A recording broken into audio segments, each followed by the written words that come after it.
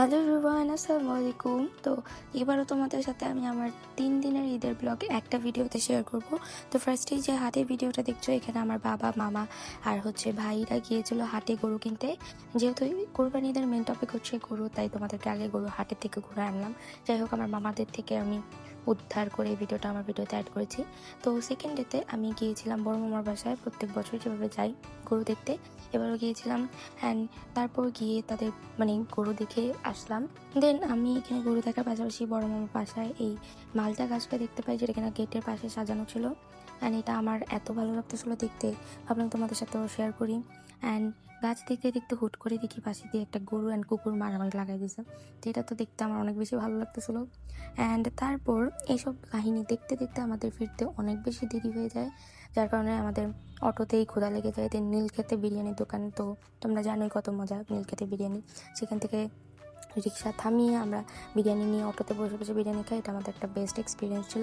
দেন বাসায় এসে আমি বাবাকে অনেক দিন ধরে এই কিন্ডার বুয়েনো চকলেট আনতে বলতেছিলাম, এইগুলো সহ বাবা আমার জন্য কেক, দেন আরও হাবিজাবি আম এগুলো নিয়ে আসছে, আর চিপসও নিয়ে আসছে, যেহেতু আমি কোরবানির সময় খেতে পারি না তার জন্য।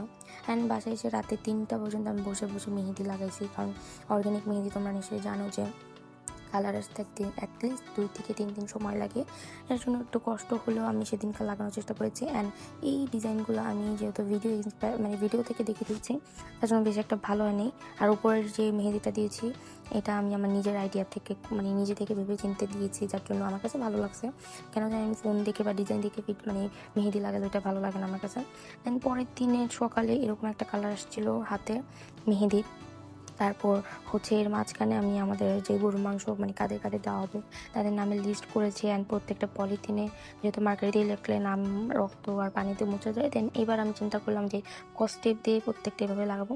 দেন এই মাঝে বাবা আবার লিচু নিয়ে আসছে দুপুরে খাওয়া শেষে বিকেলবেলা আবার বের হয়ে যাচ্ছে গরু দেখতে। তো আমার ছোটো ভাইয়ের সাথে ছিল।